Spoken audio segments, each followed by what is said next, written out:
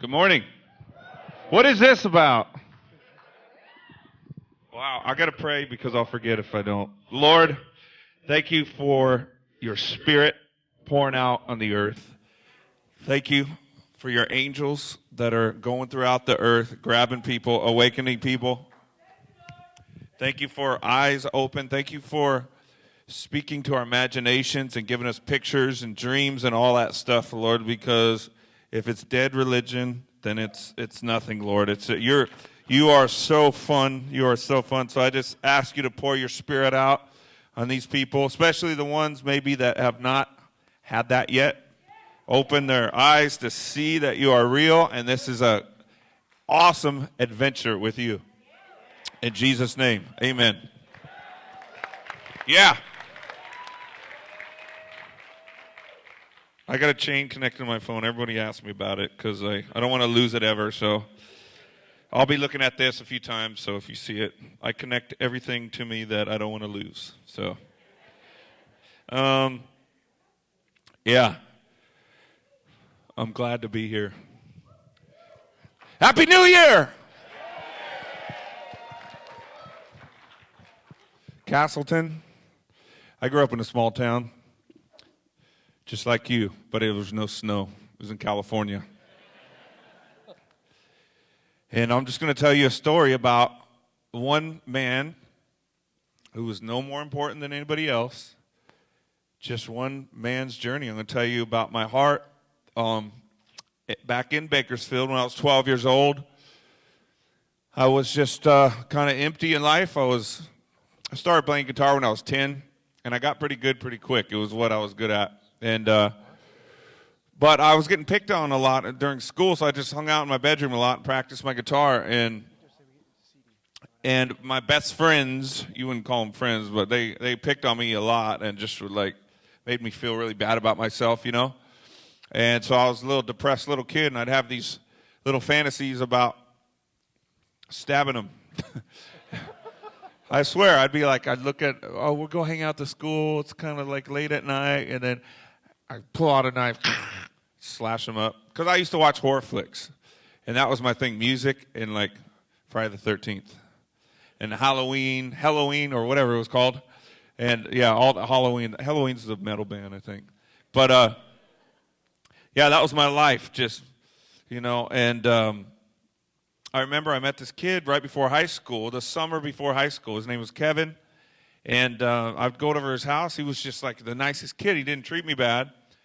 Him and his sister got along. His parents got along. They all watched TV together, and they would always invite me over. Hey, Brian, you going to come over and watch the wrestling or whatever, and come jump on a trampoline in the backyard, whatever. They were just really nice to me. And one day during that summer, the mom asked me if I knew who Jesus was. And I was like, well, I ate some of that stale bread in Episcopal church when I was little. That's about all I know. And she was like, Jesus, yeah, he's the savior of the world, honey. And he'll save us all from everything. And just told me about the Lord, you know. And so I was like, wow, that's pretty cool. And I went back and jumped on the trampoline. And a few weeks later, I was at home watching Friday the 13th again, rewinding all the parts when he cut off his head. And I remember just thinking about that Jesus thing, and I was like, I pushed pause, I went in the bathroom, got on my dad's like floor of his bathroom, and I just said, Jesus, will you come into my heart and be my savior? You know, I just did that. I was like, hey, if he's a savior, I want him, you know. So I got up. I remember I felt something. I felt like it was just really, I felt like just real innocence, you know, and I felt like a purity. I don't know what it was. I was just, I guess, I don't know. It was so quick. I was like, I want him to come in my heart. If it, you know, I didn't know if it was real or anything. I just did it. So, you know, I went and lived my life. I met the guys in KoRn and when I was in school, and we got in these little cheesy bands, and we all ended up moving to L.A. area when we were around 19 to 20, around there. And, yeah, we were in this other band called Crete before KoRn, and the singer wasn't that good, so we fired him. We found Jonathan Davis, a singer that would become KoRn, and we heard about him. He was still in Bakersfield, where we grew up, and we were in L.A. We heard about him, and one of the things that he was known for is working with dead people. He was a mortician assistant, and he did all that stuff in that whole field of glamorous work. And so, yeah, he used to be on, he would take body bags home and freak his friends out and all kinds of stuff. So how cool is that, right? I was like, I don't care if he can't sing. That's a cool story for a metal singer. So just let's hire him. So, yeah, we ended up talking him into it. He was in another band, and then he had that awesome job. So he was like, I can't really leave. And we were like, just come down and hang out with us, and we'll just go from there. And he came down. We started playing some original songs we wrote to him, and he grabbed the mic and started trying to write lyrics or just sing, just jam out. We were like, oh, my gosh, that is so awesome. He goes, God, your band is so good. It's like it's really heavy. And so he started thinking about it. He's like, man, maybe I should move down here. So he quit his job, and he got a job at Pizza Hut. He went from dead bodies to pizzas, and all of us worked at Pizza except for one guy. And so that was it. We formed KoRn, and we came up with the K and the backwards R because just he's saying a lot about abuse and stuff like that. So we were thinking like if a kid tried to write it and spelled it all wrong. But yeah, we started writing songs. We did everything we could to get big. We made flyers, we made stickers, plastered them everywhere. We just tell people, telemarketers when they call you up and they're like, da-da-da, you got to try to sell you stuff. We sold our band. We were like, you got to come to our show. Da-da. We would just hit up everybody. And if they couldn't come, then we ended up renting a bus one time. We got a beat-up school bus and said, look, we're getting a bus for you. Chip in $5 for the gas. We got a keg of beer in there for you. And we filled that bus. You put beer anywhere back then. Everybody comes on. So, yeah, we filled the buses, and then we would just hit Hollywood and go to our shows we were playing. And we got a buzz around Hollywood. This band KoRn, I don't know, they're these dreadlock dudes, and they're playing heavy music, and they bring buses loads of people. And everyone's like, cool, because that's just numbers, right? It's business. You bring people, they buy drinks. And so so we just did that for like, a few months, a year, something like that. And we started getting the record company started to, come on board and all that. And we started getting offers. And it was a cool thing, It was like my dream was starting to come true right before my eyes, Record companies coming after my band. Like, that's what I dreamt about. That's what I wanted. That's what the fulfillment of life, And, ever since that Jesus thing happened, I just forgot about it. I just went about my life, did the music, and I was drinking a lot of beer with my friends. That was my main thing. There was some weed involved. I remember I did have a drug phase around that time, right before we got all the members in KoRn. I remember one of my roommates started selling acid, so I took it one night, and it was just like, whoa, this is awesome. I went to the lifeguard stand by the beach, and we were just frying. And I remember I was on a lifeguard stand. It was all dark, and I was going like that. And the whole thing felt like it was bending. And I looked into the footprints in the sand, and it looked like they were talking to me. Hey, Brian. And I woke up the next morning. It was like, that was awesome. About a week later, I did it again. We ended up going to the mountains with a bunch of people. And this one girl goes, I'm having a bad trip. And all of us go, me too. We start running around the mountains. How do we get out of here? It was like a nightmare. It was like, that's what drugs do. They reel you in. They're like, the first time I did it was awesome. The second time I was like, ah! But I was done with drugs after that. I didn't do any for about 2 years.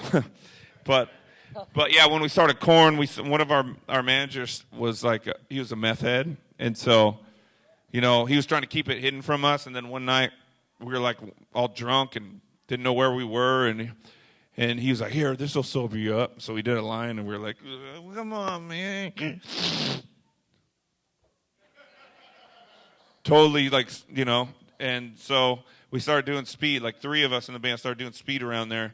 And I got addicted to it pretty bad. And I don't know, when you come down off speed, I don't know if anybody's done it, but like, it's like all you want to do is sleep and eat sugar. That's it. And so I was like, I had to work during the week. I'd do speed all weekend, and I didn't understand the come down thing. Like, no one told me about all this. And I was just doing it. And during the week, I'd be like, just eating like Snickers and ice cream, like trying to deliver pizzas and all that. And just going into rage fits. And I was like, what's wrong with me? Do you think maybe it's the drugs that are doing that? And I had no idea. But so I did that. And once we got signed, though, we kind of quit the speed because we were like, dude, if that stuff's eating us up, eating our lives up at home, if we took it on the road, like we ain't going to be able to function. And our band's not going to make it and all that. So we all stopped it when we hit the road. And, when we got our first record deal, we were all able to kick or not kick, but get rid of the Pizza Hut gig. We were like later, and so we all got like, I don't know, between 15 and like 25 grand each, and it was like winning the lottery, man. And we just we went into the studio, recorded an album, hit the road. I remember they didn't really know where to put KoRn in the beginning. It was like our first show was with No Doubt. You know that band, No Doubt? Right? And they were nothing back then either. They were just from, some band from L.A. But then they put us with a band called Bad Religion, which is a punk band. Then they put us with like hip-hop, House of Pain. That song, Jump Around. That one. So we did a whole tour with them. That was one of our first tours. And then we started selling records. And they're like, hey, man, I think you guys are going to do pretty good. And so they hooked us up with Marilyn Manson, Danzig. Marilyn Manson was the weirdest tour I ever been on. You could read my book if you want to read, hear some more about that. But it was just like, yeah, he lives in that role constantly. So it's not just an act. So we started selling records like, I don't know, 1,000 a week or something. Then we got the Megadeth tour, which is Metallica. Anybody heard of Metallica? Megadeth, that dude came from Metallica back in the old days. And so we got on that tour. And our records started selling like from 3 to 5 grand, 1,000 of them a week. So it was just started taking off. After that, 95, we got Ozzy Osbourne tour.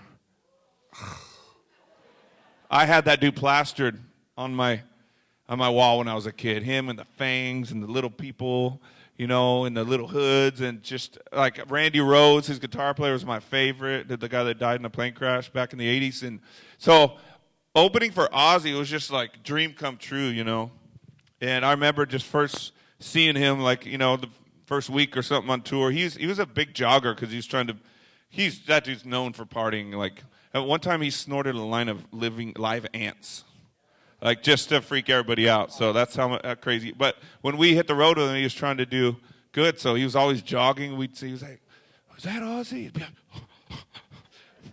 "Oh yeah."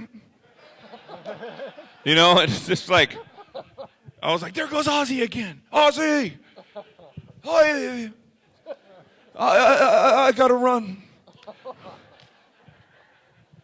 And so I was like, he tried to talk to us a couple of times. I was like, what?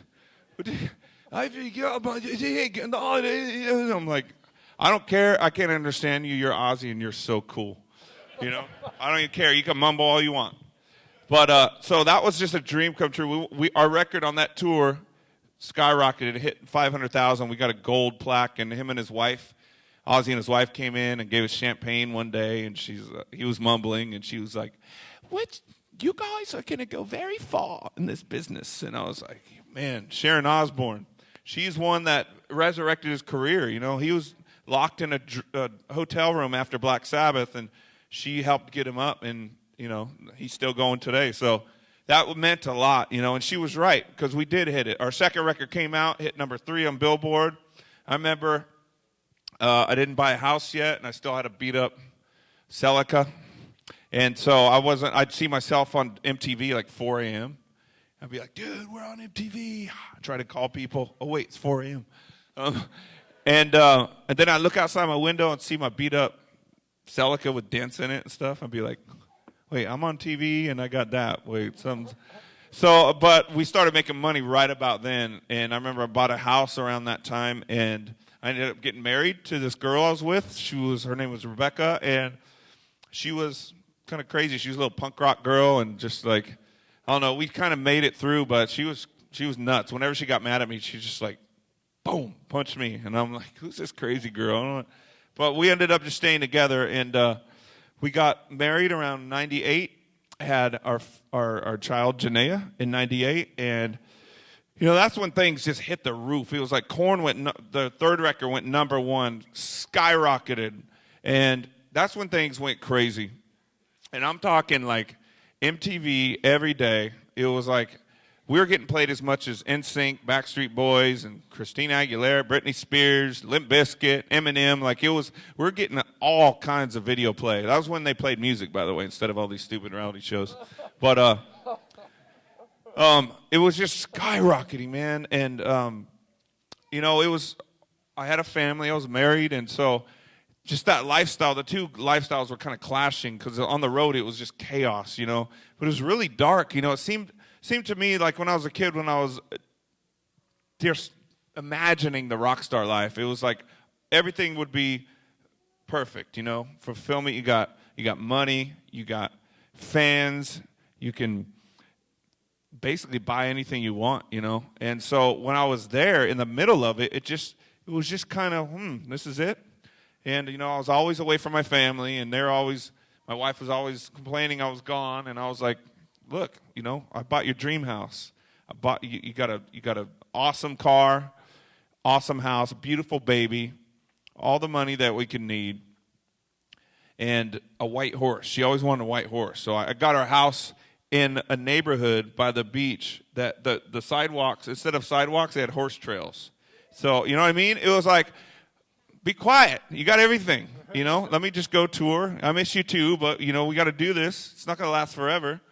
And, when you're that big, all the coke dealers want to come to the show. All the drug dealers want to come because that's business, And so they would work their way backstage because most of the crew and most of the bands are doing drugs. So every day it was just dark, It was just like party. It was day after day. It was like party.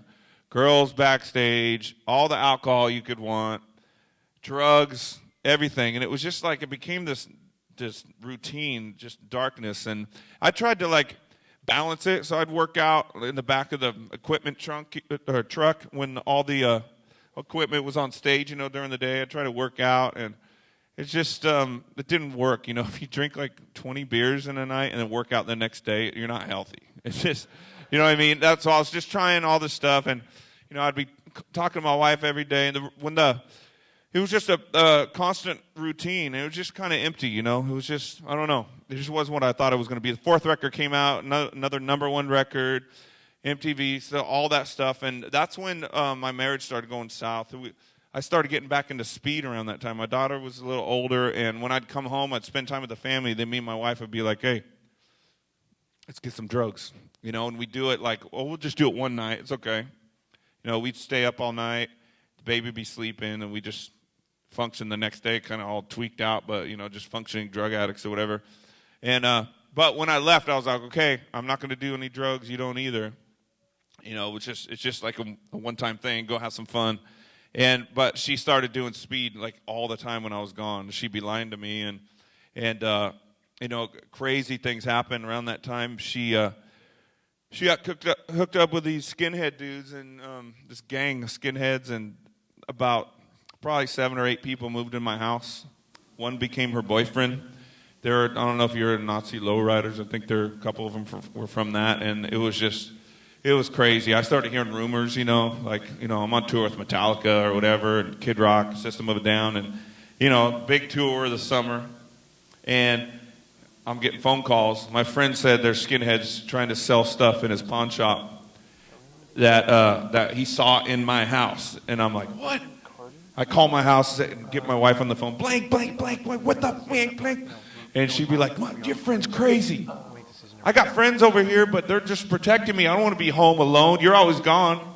So she had these skinheads move in and protect her, but one of them was her boyfriend. And it was pretty crazy. And it was like a nightmare in the middle of my dream I was living. And so what I did was I said, I'm coming home. We're going to talk face to face. I don't know what's going on, but we're talking.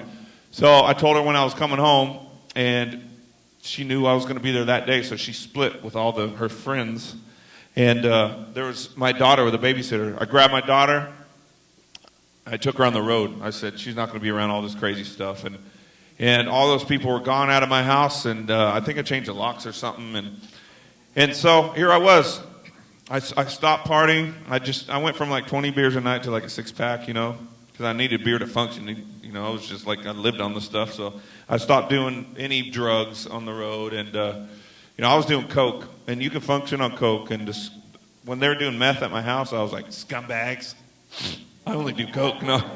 But I stopped doing that when the baby was around, and it shows you how crazy a person is, It's just, when you don't have God, it's just, you're looking for pleasure in life because you haven't tasted heaven yet, And it's like, that's why I don't knock anybody. I've been through it all, and people are just looking for fun and pleasure because this world, truthfully, it sucks a lot of times, And you need to escape somehow. You're going to do it with worldly stuff, or you're going to do it through the Spirit and encounter heaven. So I didn't have heaven then. I was trying to find heaven in other things. And so, I did that for a while, and, I got full custody of my daughter. My wife didn't show up for court. She was too gacked out on speed, and I was just getting my life together. I was like, okay, I'm going to get sober. I'm gonna raise this kid right. I got a nanny. By that time, I moved back to Bakersfield, where we grew up. It's about 2 hours outside of L.A., and my mom was helping with the baby and everything. And I got sober for a little bit, and then 9/11 happened. Remember all that? So I was sober when that happened. Me and my friend, they're talking about anthrax and in the mail and other terrorist attacks, and we're like, is this World War III? And my friend who I got sober with was like, hey man, if it all goes down, like, you want to be sober? And I was like, no, do you? And so that was our excuse to start drinking again. So we started drinking, and then, all the scares, how it just kind of faded away, and that was it. I lit up the party thing again. So I was on the road doing the same old stuff. By this time, I started messing around with pills. We had doctors that would give us anything. Hey, give me some Xanax, doc. They'd write us. We had people in L.A. that would give us pill bottles, Vicodin, anything we wanted. It wasn't for anything. We'd say, oh, I got anxiety. Can I have 300 Xanax? You know what I mean? It was just stupid. And, my back hurts. Can I have 400 Vicodin? And I started taking like 20. I was up to like 20 Vicodin a day. I would just take them off. I know. It was like, are you serious? So I remember I stopped that, and then it was just like beer and coke, and I was right back in the same routine. And I swore I wanted to do crystal meth, though, because those scumbag skinheads, my ex-wife, I wanted them dead. And I wasn't going to do crystal again. But I was hanging out in between tours one night back in Bakersfield, and my mom was watching the kid, and I was hanging out with this dude. He had an oil field business, and he had a bunch of employees, and most of them were on speed. We were talking about it. I was like, I used to do that stuff. He's like, yeah, me too. I don't do that. All my employees do. They work really hard and fast. But he's like, you want to do something like the old days just once, though? And I was like, nah, man. I don't do that stuff no more. About 6 beers later, I was like, okay, call him up, man. Let's do it. So he got the meth. And I was like, I'm just going to do it once. Boom. The next weekend, he was over my house again. All right, one more time. Then I hit the road in like 2 weeks. So this will be last time. And then the next weekend, I had that dude's number, the dealer. And I was like, hey, man. So I became just a speed junkie pretty much from that day forward. I had the Lincoln Park tour, the Project Revolution. I took just 3 8-balls of speed. I was just doing little lines. Because at first, you just need a little bit, and you're like awake. And then halfway through the tour, I needed that much, And then that summer passed. Christmas came. I was still doing it. I went on a tour to Asia, all of Asia, Australia, New Zealand, Europe. I packed speed in my bags, and I was crossing borders with it. I ran out of speed in Europe, and I had my dealer send me 2 or 3 8-balls in these big candles that he made. I would track my package. I'd be like, there's my package. And it landed in London. Then it went to somewhere in Germany, and then it landed at my hotel. I was like, either they found my drugs, or I'm going to just be functioning. Luckily, I didn't get caught. But I got scared, man, because I got brought up right. My parents are still together to this day. That's a miracle in this day and age, right? So I felt bad. I was like, man, my mom would disapprove of this. I'm like getting 8 balls sent to all over the world. I'm like, I just felt guilty. And I was like, my daughter, like I'm just addicted to porno, addicted to drugs, just a piece of trash. And I come home, hi, Daddy. And I look at her and I'm just like, I feel like a loser, you know? And so I wanted to get sober for that kid. I was like, because I started getting like, I was like, man, I'm no good for her either. Her mom was bad for her, but look at me. I'm doing the same thing. And I was like, I'd just be better off dead, man. And I would think about just being dead. And I didn't have the nerve to kill myself. But I was like, and I was mixing speed and Xanax every day just so I can get some kind of sleep, you know, at night. And I'd just go to bed some nights going, man, that would be so cool if I didn't wake up, you know. Because I'm like, what am I going to teach my daughter? I'm going to be like, hey, honey, life is good. Go for your dreams. When they come true, you'll be so happy. And I'm like, I'm miserable. I got millions of dollars in my cars, my houses, whatever, and I'm totally miserable, you know. I didn't feel like I was good for her. And so, you know, as a last resort, I was like, I got to get sober so I could rethink all this stuff. I'm just, the road life, the party life is just eating me alive, but I can't stop because once you stop, everybody else is partying around you on the road, you know, and you're just like, and it's just like you can't get away from it. And so I was like, I'm going to get sober and rethink this KoRn thing. Maybe I'll just find something else to do. So I started doing real estate.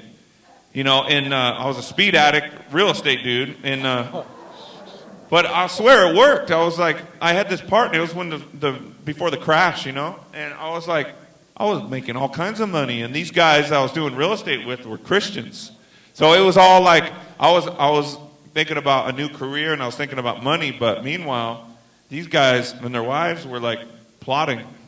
No, they were like, this guy's kind of messed up. You could see he's messed up, you know. But they didn't ever push nothing. They were just like, hey, man, you know, they liked my money because when I put money in, it would make them money, you know. But you could see that they cared more about me than all that, you know, because I was just I was lost, you know. And so they never pushed Jesus on me at all, though. And they didn't. One day I was just talking to them, and I was like, man, I really need something. I was thinking inside of my head, and I asked them, I said, what is this about? You know, and they invited me to church. I ended up going to church with them. And I remember walking to that church. I was up all night on speed because I did speed all the time. I just did it to function. I remember getting in there. It was dark, and there's people just, you know, doing that thing. And the music was playing. And I was like looking around, and I was looking. I didn't know what was going on. I'd never been in church before. I was in Episcopal church when I was a kid, and it was like you're in a funeral, you know. It was all quiet, and, you know, all these people were like, and I'm like, okay.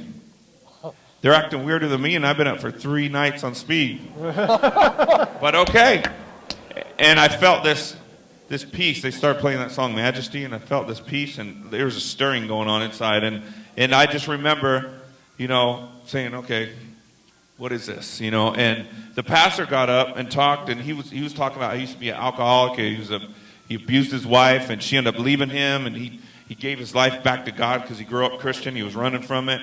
God put his whole life back together and put his marriage back together. He started a family, started a church, and there I was in his church. He started with 5 people, and there was like 10,000 members, and I was just listening to him going, man, I wonder if God can do that in my life, you know? Just like maybe my story right now is talking to you guys, you know, some of you guys. And I just remember I was like, I got to try this. If it doesn't work, I'll go to a rehab or something. I just got to get sober for my kid.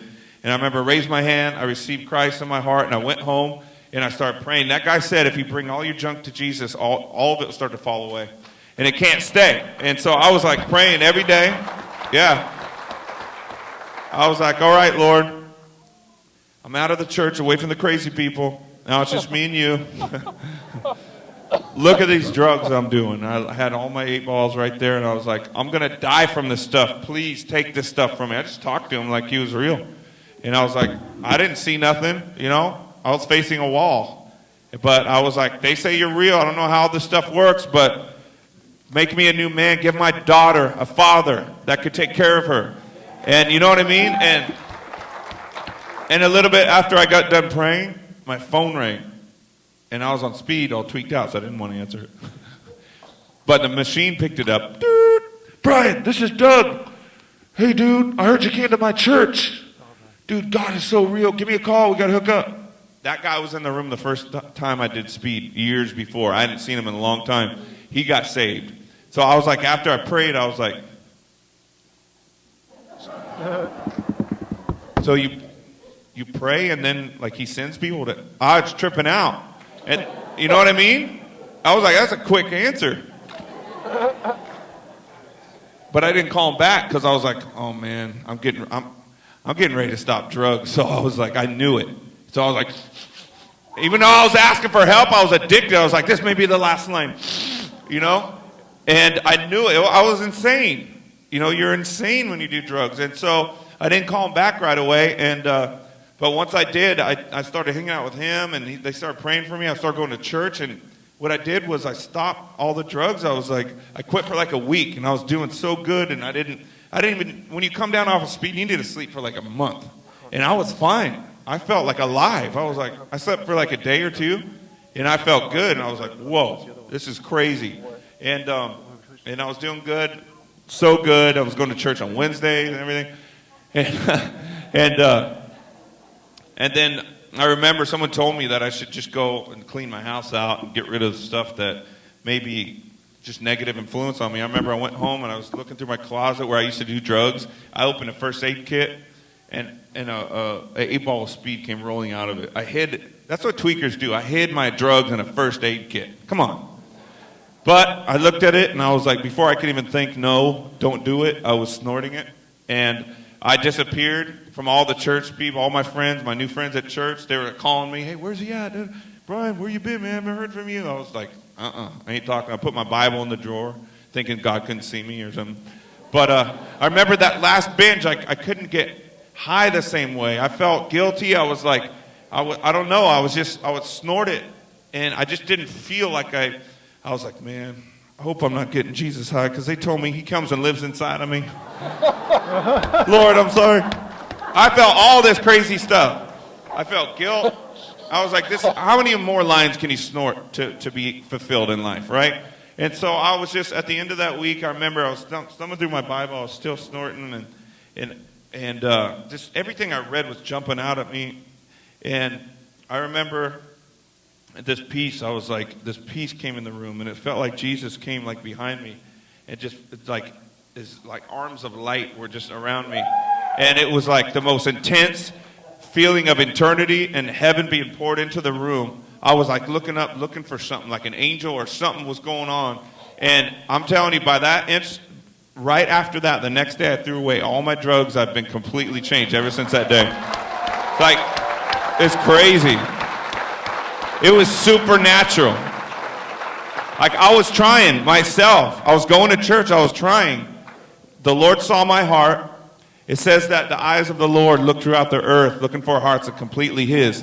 I was trusting in Him. I was reading the Bible. I was fellowshipping with Christians. I was going to church, but I couldn't stop on my own. So He had to do it. He sent someone or came Himself or something, touched me that day, and everything left. And I haven't drank. I haven't done any speed. I haven't done any pills, anything since that day. It's like, yeah. No one can tell me God isn't real, ever. And ever since then, I ended up walking away from KoRn and just raising my daughter for years. And there was a big contract. They got like $23 million after I left, and I didn't get a dime of it. And I was like, I don't care, Lord. I've been following money my whole life, and it was just like empty. And the real estate thing, it didn't work out after I left KoRn. I ended up moving out of the whole California. I was there my whole life. I felt like the Lord said, follow me to a place you do not know, like Abraham. And I was like, let's go. I'm in. Let's ride. And so, yeah, the Lord just been, and I've been growing ever since then. It's in 4 days, it's going to be 9 years for me. So, yeah. And I've been speaking. I started speaking. I wrote a book. That's a miracle in itself, man. I wrote it like I was not good in school. I graduated, but barely, just to make my dad, so he threatened to take my car away and stuff, so I was like, all right, I'll do it. So I just wasn't good, and that book is just a miracle. It's touched like countless lives, called Save Me From Myself, which we all need. And yeah, it's just, man, the Lord, He just wants your heart, man. He just wants your heart. And it's all about that just that relationship every day, you know. And the Bible, I started reading the Bible, and I just started realizing, like, the Bible's not an old, boring history book. The Bible is about stories about people who had a relationship with God, and all of those people that had that relationship, you can have it now. I can have it now. So when you read the Bible, you need to think about, like, when he's talking to some, you know, you just need to just believe that he wants to be in a relationship with you, like Moses, like David, like, you know, and Jesus coming into this earth allows us to become one with God. Like we become one. It says we become one spirit with him, and we're no longer two anymore. And, you know, he does want us to get rid of the junk in our lives, but he does it. Just be open to it. You know, just be like, God, you know, I want this stuff out of my life, but I can't do it. You know, come help me do this. I just want to know you. Basically, he just wants to know you. And I wrote something down earlier. It's just like, I remember I just started sharing the darkest, like all secrets, good and bad, to the Lord. When I got saved, I was like, everything. I brought everything to him. And, you know, it's a funny thing. When you share all your secrets with him, God starts to share his secrets with you. Because he could trust you, and he can see that your heart is different, and that you're trying to invite him in. And I did everything, man. I went to a non-denominational church at first, and then I went to the Pentecostal church a few weeks later, actually. And, you know, they're all out. I was like, this is the weirdest thing I ever seen. But if it's you, God, I want it. I don't care. I started looking at the Bible, like, there's angels. There's, like, awesome, beautiful angels and everything, but there's some freaky angels by God's throne. Like, there's some weird stuff going on in heaven sometimes. And I was like, all right, the Pentecostals are weird. I don't want that. Whatever. And ever since then, I've been to Pentecostal churches. I've been to non-denominational. I've been to Baptist. I don't care. You love Jesus? I love Jesus. I don't care. We don't agree the same thing. Everyone's got to stop arguing. You know what I mean? It makes me sick. Like, if some rock dude, you know, drug addict can get it. I was like, why are you people arguing, man? Did you know that Jesus is like, loves us all? Who cares if they believe whatever? Can't we just get that one thing in common and get over it, right? And it's like, man, that's probably why a lot of people, imagine going to being in heaven and being like, you guys arguing? Jesus is like, you guys arguing all that time? This is the amount of people that arguing kept them out because they didn't want any part of this. Imagine, like, answering to that. You just be like, you know what I mean? So just humble yourself, man. Just humble yourself. And I'm just going to say one last thing. Oh, you want to come back? Come back up? Yeah. I'm just saying, man, whatever happened to me, you guys can have the same thing. I know many of you have experienced it, but don't stay where you're at. You know, just go higher and higher and higher with the Lord. Like, just, you know, it's so good. It's so good. You think worldly highs are high. You know, you can't go higher than the Most High. God is called the Most High. And so just keep going, man. And I just encourage you guys. I'm going to hand it over to the pastor now. And thank you guys for having me in your cold city. I'm honored being here. Come on. The sign blows me away, too. I didn't know that. Come on, tell him that you loved what he had to say. Wasn't that powerful? Thank you, guys. Thanks,